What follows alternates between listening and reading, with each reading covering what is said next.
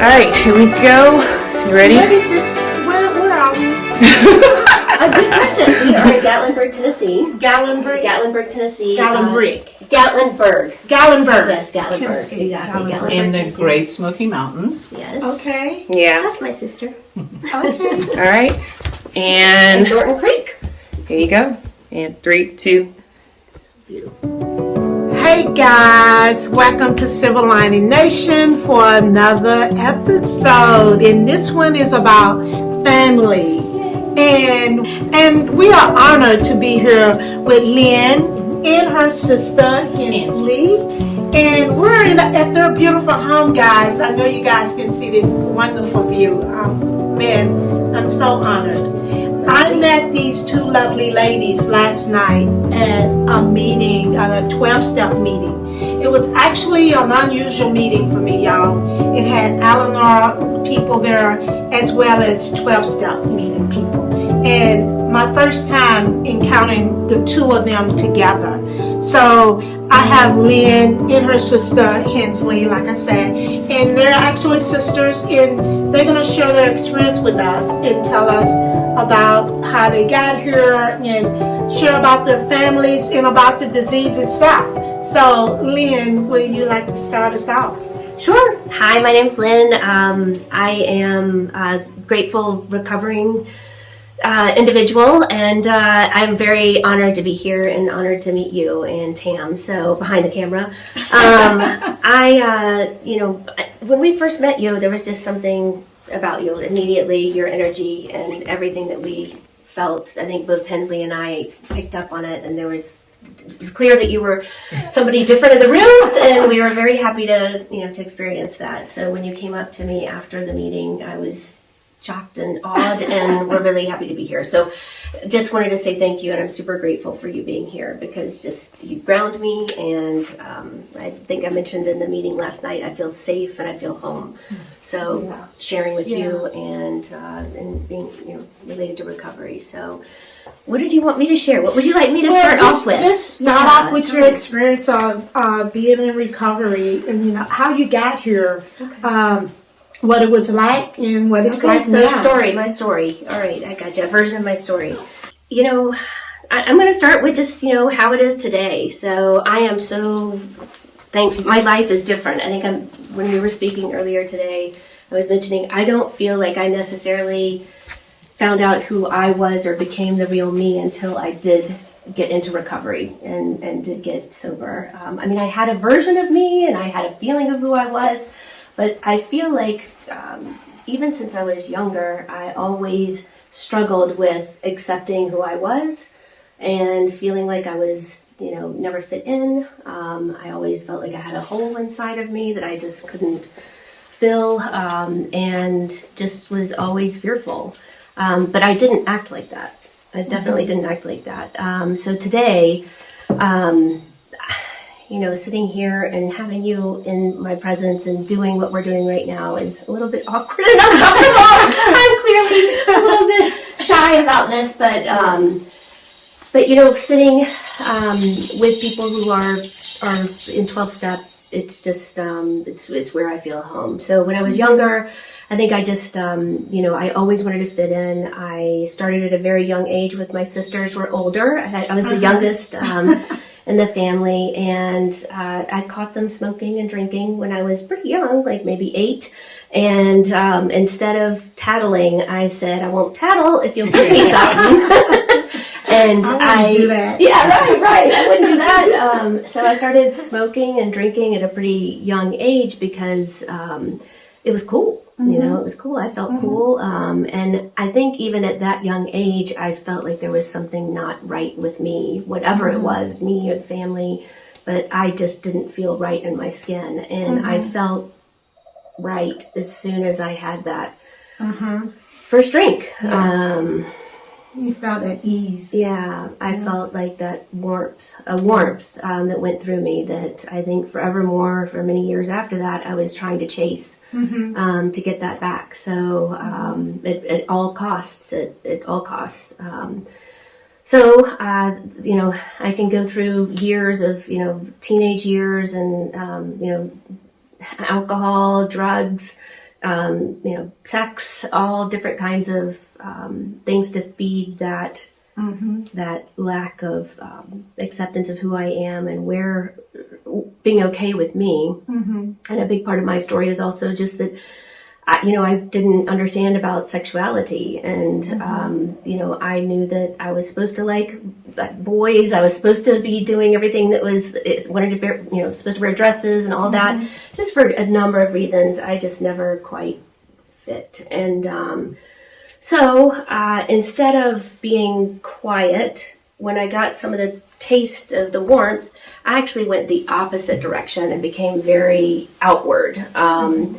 To the point that even, in my teenage years, I decided to shave my hair and get, and be, dress very masculine at the time, and kind of like an FU. I mean, today it seems very far, very long ago, and probably seems like that doesn't seem like who maybe I might have been meeting me last night. But I had a tough childhood a tough teenage years where I just really rebelled. And my rebellion was to drink, drug. I could do anything and be anybody that I wanted to be when I had that inside of me. Yeah. But I was not authentic. And I couldn't accept who I was. And I was trying to, ignore that, shun that, be somebody else, try to be with boys and have it be okay. That was just part of it. So, I ultimately, eventually was lucky enough. I had some pretty low bottoms, maybe not like everyone else, some other people, but for me, they were low enough. I lost friends because of my drinking. I, was not somebody that I wanted to be into my 20s. And I could hold a job, but I was not reliable. And I was a flake. I was just an absolute, flake from a responsibility standpoint. I kept things together. I didn't lose a house. I didn't lose my car. But I was just holding on. And it was false. And I think that's one of the things that we were talking about this morning is I, grew up when something that the outsides appeared great, but the insides were dark, and that's how I felt. And drinking and drugs worked for me. They really did. And I was a big pothead. And we were talking this morning about, when I'd get high, I could have all these great ideas and things would change. And I had, I was going to make zillions of dollars or have the best idea that saved the world. And then I'd, wake up and what was that I had, the idea about? So that was kind of my drinking and drugging days. And there were some tough things and bad things that happened. But today, on the other side of it, thank God, I found somebody who helped and said there is a different way. And you never have to feel this way again. That was the key, is you never have to feel this way again. And there is a different way. And I immediately was like, I am not one of those people. I am not, I don't belong in those 12-step programs. I'm, not an alcoholic. I'm going to see somebody that, hasn't bathed in days. And, I don't know what I expected, but I was scared. So, the first time that this person who, knew that I was looking to change, knew that I was hurting enough to need to change. And that was, I think, the key is I had to have a point at which I, just couldn't do it anymore. And I was sick and tired of being sick and tired. She said, here's the deal. There's a different way. If you show up, you have to, I'll do it. I'll take you and, I'll take you to a great lunch, but you have to show up 10 minutes early to the meeting and meet me there on time or I won't take you in. I said, okay. And then when I got there, she said, here's the only thing I want is I want you to just raise your hand when they ask if it's your first meeting. And I was like, okay. So I said, okay. And I did. And I had no idea what was going to happen, which was, it's the first time that I went into my meeting and I raised my hand and said it was my first meeting. That was really when I had no idea that, most of the meeting was going to talk to me and say what it was like before they walked in the door and what happened the first day that they walked in and then told, a mini version of their stories. And from that day on, my life completely changed because I knew that I was in the right place. And it was not a group of people that I expected. It was, everyone was, rosy faced and happy and clear eyed, and their hair was brushed. They smelled good. They smelled better than I did, for sure. You know, I was like, oh, I want this. I want this. I want this. I want what these people have. What do I need to do to get it? And I learned, and somehow somehow I didn't relapse. I have so many folks that I know who have, but I was really lucky that I took enough of the messaging and I made enough phone calls to know that, no matter what, just don't drink for that day, and just keep going to meetings and try to do the work and connect and reach out and do what I can to carry the message. There's so much more. I'm just kind of dumbing it down. I don't know how much time you want to spend, but that day changed my life, and that person changed my life, and now I consider myself,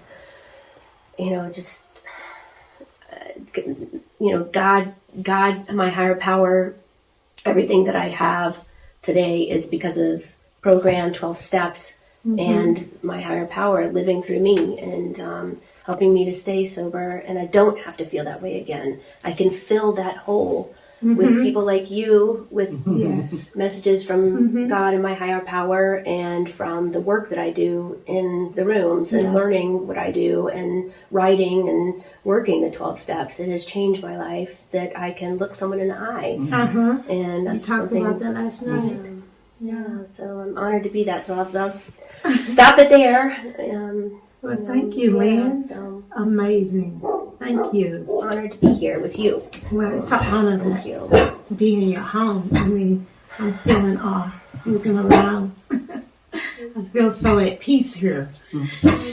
Miss Henslee, what do you have?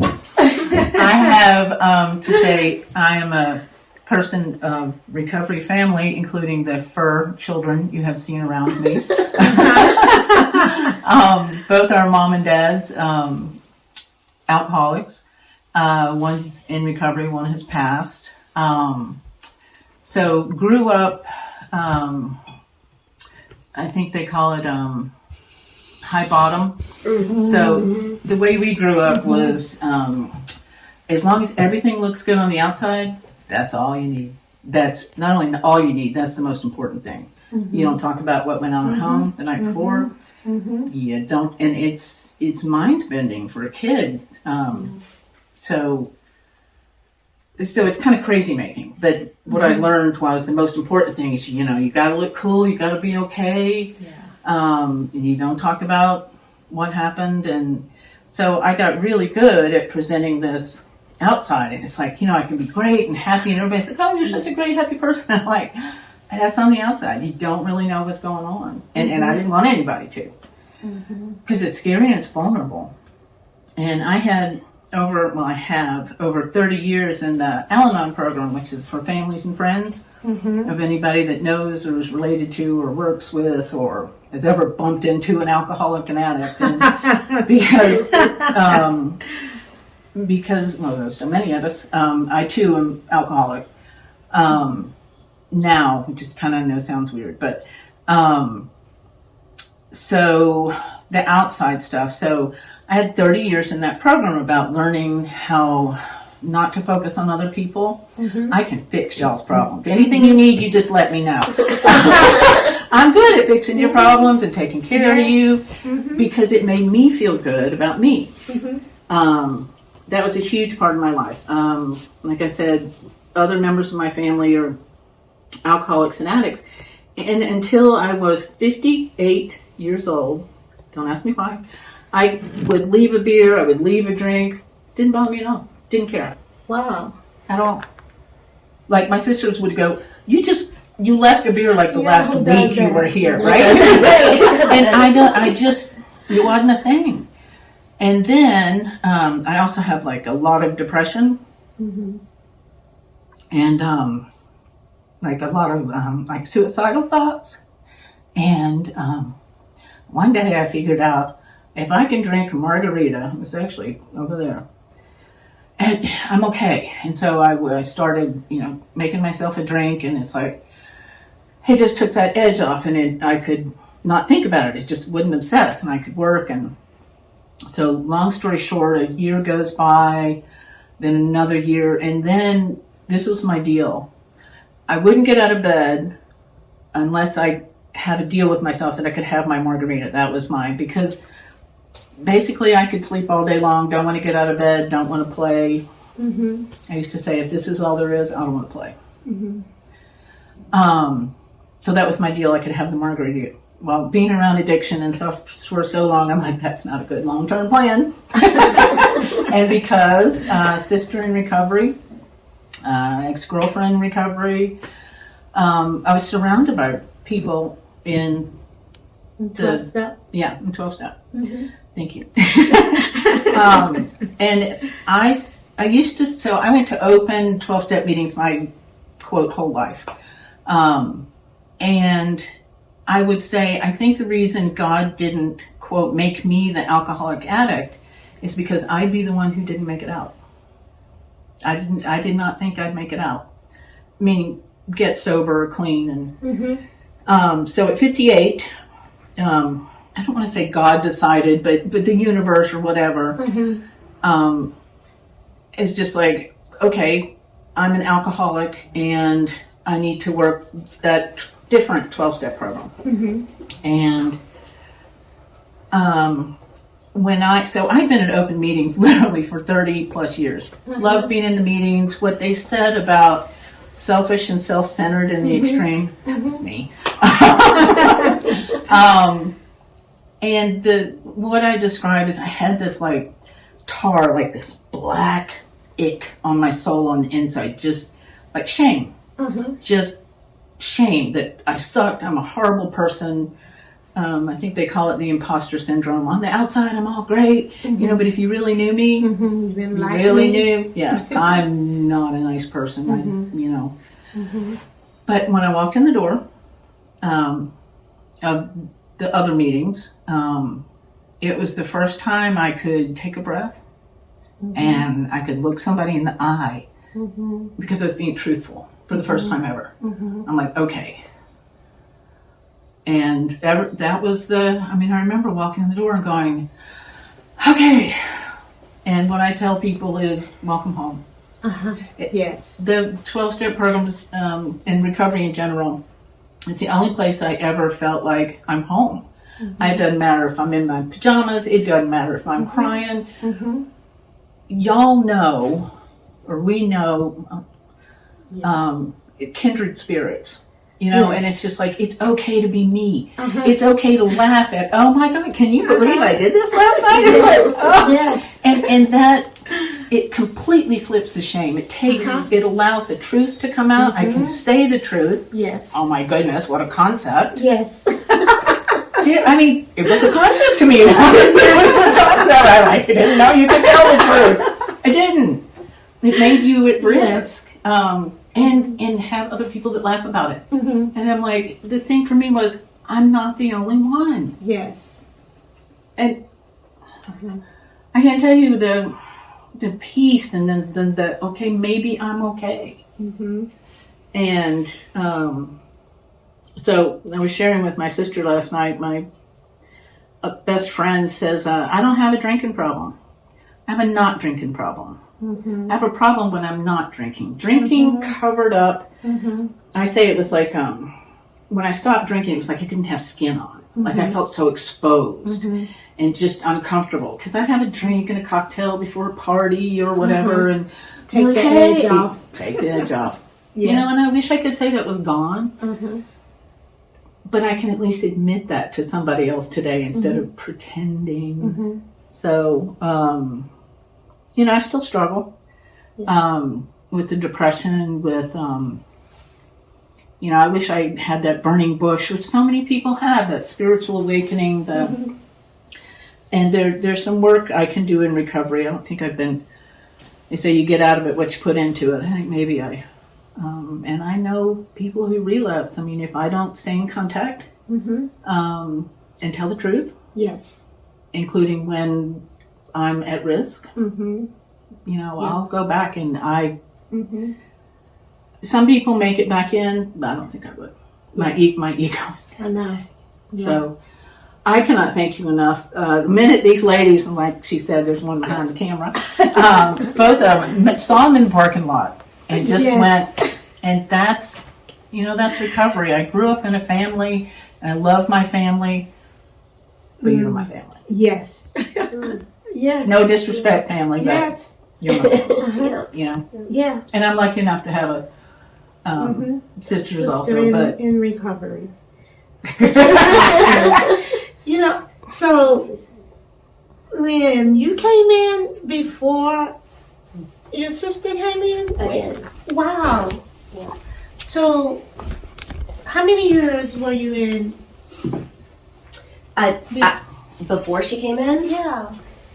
Because I'm 22. I thought. Yeah, 22. Wow. Yeah. Okay. Yeah, And and that has was 20. what? You have Oh, I 6 shouldn't years. say that, Yeah, you have 6 years Uh-huh. on the 28th, coming up on the 28th. Okay. And I was 95, so May 6, 95. So Wow. well, I mean, but it's one day at a time. That's the It other is. thing. It's one. I mean, yes, Okay. I'm.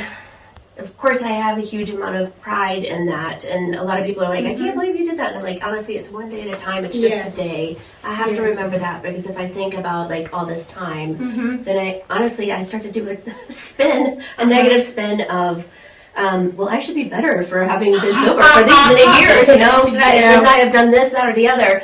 But it's fine. I'm fine where I am today as long as I'm connected. I mean, I did share last night that after being, sober for a few years, I've been, you work steps, and then sometimes I would get complacent. We talked about that today. Yes, and then when I get complacent, it's really easy for me to fall right out, and for me to get back into the same type of behaviors that I had, and the same feeling and the same thinking that I had when I was drinking. I'm just not drinking. That's no good. That is a terrible place. It is. Yeah, that was a terrible place. It's worse than being a drunk. And it is worse than being drunk, because you don't have the warmth and the good part, and you just know better, and you know the tools. It's just you have to step into them. Yeah, you just have to step into them. So I have occasionally gone to meetings saying, how do you just take that next right step? And it is just simply that. Take that next right step. Or it'd be like, just take the step. Just it's actually quite simple. Yeah. And that's all it takes. But I had a lot of guilt about not being perfect for that many years. And so recently, I kind of was in that dry drunk phase and not working my program. I have to be connecting with others. I have to be reaching out and assisting. I have to be writing and working and attending meetings, or else I will go right back to that that feeling's still there. It hasn't gone. So thank God somebody's, sister who was working her program is like, you don't want to come to the meeting. So I started back, and immediately I was like, what am I doing? So why did I go away? Why did I go away? But I think that's just life. We are alcoholics, and that's what I said, is I had a lot of guilt. And my partner, who's a normie, but I know there aren't really any normies, but my partner said, why don't you take care of yourself? And just take a breath for a second to think about this, because this is my alcoholism, and this is what will bring me back out. And what I drink and drug over today is like, why don't I eat better, or brush your hair, or brush my teeth, or get out of bed, or why don't I do that? And I used to really stress about, what is that? Well, now I just don't stress about it, and I say I'm an alcoholic. It's just simple. I'm an alcoholic and an addict. That's why. And I have to train myself, and I have to train myself that I am worth it, because I think I just didn't feel worth it. I mean, Henslee, so much of what you said, I love what you said. Like you hit it on the head. And we're kind of serious also. As funny as we are as alcoholics, we're pretty serious people also. smartest people. But without going to the meetings and having levity and learning that we can have fun in sobriety and to do something different in 12 steps and surround ourselves with people who are healthy and happy and living joyous and free, we can think that, why bother? So I have to be connected, and I have to be involved to do that. So for me today, in action being in action and just taking that next right step is critical, or else. And that's why I say one day at a time, because today I feel great. I'm with you, and I'm here, and I'm doing this, and this is outreach, and you're making me feel like I want to get more connected and do more of this. Good. So thank you. Oh, you're so welcome. I was intimidated by your podcast, so I haven't looked at it, so I can't wait to see it. But I'm really scared to have this interview. I love sitting here chatting. That's what it's about. You know, one alcoholic talking to another, and that's what we're taught. And once we, I take out of my head that I'm doing a podcast. No, I'm talking to two of my sisters right here. And we're talking about recovery. This is something, y'all know, we can talk about this all day long, because this is something I know about. I can't tell you about a lot of other things, but I know about my disease. But I can't explain my disease to a person that's a non-alcoholic, because it's like beating your head up against the wall. But I can chat with you guys all day long, like I said, because you get it. Exactly. You can't know if you don't know. I feel safe with you. Yeah. I feel the most safe with you of anything in my life. Exactly. I feel like you understand. And And there's I no really felt like I judging. fit. Yeah. You're not going to judge me. Exactly. That's what's important, to know I'm accepted. I think for me, that's what I needed when I came in, just to know that I fit somewhere, to I can be a part of something that's bigger than me. And that's when you're, Henslee, when you was talking about, when you were talking about I saw some hesitation there when it came to higher power of God. You said universe. Is that what you look at your higher power as being? Is it the universe? I mean, everybody, we have it where we don't care. It's your business, whatever you want to call it, the universe, or whatever. But I'm always curious as to what yours is. Good question. For some people out there who are curious, our mom didn't want to go into that traditional program because of the God thing, even though she went to church. And I know I started to have a problem with that. And they said it's your own conception of God. And I use the term God interchangeably. That's mean you can have, 12-step programs, there's actually, they call it conference-approved literature. You can be a Wiccan, a Muslim, an agnostic, an atheist, and they straight up talk about it, which I really appreciated. I'm a defender of the faith in that you don't have to have a faith. As long as there's something, when somebody taught me higher power means just something higher than you, bigger than me. And when I went into that first group, that they call it group of drunks, good orderly direction. Right. Yes. And that is for me because I have an ego this big. I believed they had more power than I did, and we can do together what I can't freaking do alone. Because if I could do it alone, we can. Exactly. So I'll say God, I'll say universe. I use everything I can. I like that. Thank you for sharing that. I want to wrap this up with us talking about, the Eleanor and you guys coming together. That was a huge experience for me last night. Is that a normal thing for this area? That you have the two meetings together? Is that normal? Is that something that you guys start that? How did that happen? I have been in several places. They'll have a men's meeting or a women's meeting, and everybody can set it up like they want. Ours is any woman wishing recovery. Okay. And it doesn't matter what your issue is, and you don't even have to have one. We have a couple of people. They're like, I don't know what I am. I don't fit in a category. All I know is I'm better when I'm here. There's something. Okay. And it's better when I'm there. So they'll say codependent. They'll say have an issue with alcohol, but anything really. I just feel safe. There are a few of them around. I feel safe here in this room, and every time I leave this room, I feel better, and I feel that's kind of what a lot of people say who are not, traditionally associated with the 12 steps. Okay. So it seems like Celebrate Recovery. You know, is that what it's similar to? You know, because Celebrate Recovery can cover gambling, people, Yes. sex. I don't know Celebrate Recovery that well. Oh, okay, but I think they do all that. Yeah. Are you familiar with I've it? heard about it, yes. Yeah, I think, yes, and that's what it reminds me of what you guys are doing. I think it's amazing, though. I think the commonality and it's that, you know, it's like, oh, it's not just me. You feel that way too. Well, you may use something different to help you feel better. You just plug switch in it. a lot of people talk about they have a whole difference. Yes. Plug in, A lot of women were saying that. But it's like the non-drinking problem. I have a problem when I don't have anything to put in it. Okay. And different That's why people they using use different that. substances. Okay. Doesn't matter what you They use. fill it with To me, something else other than alcohol and drugs. That's what I think. Yeah, and you guys gave me a chip, and I should have bought it because we'll post it and show you guys some I have other one time. in my house. I want to show you guys this strip that they gave to the people that were visiting. And I was like so honored that you gave me one. So I'm going to share that with you guys later because I didn't bring it today. But I was like, I haven't picked up a chip. Well, I did one for my 13-year. But just to get a chip for visiting, that was nice.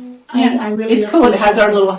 It's like a little log cabin on it. Our meeting's actually down by a river. It has a little log cabin. Not that our house is that cute, but it is. Your meeting place is really cute. Yeah. can I say we're Sevierville, Tennessee, Pigeon River Club? Shout out. Yes. we're gonna tag you guys too. Okay. So yeah, I want to thank you two ladies for inviting us again. Double hook. Yay! I'm going to bring it in a big hug. Oh my God! Yes, we need Thanks, this. you guys. Oh my goodness! And once again, guys, thank you for joining us on another podcast of Civil Lining Nation. And as always, if nobody's told you today that they love you, heard from us, we love you. Bye, guys. You can do it. Awesome. All right.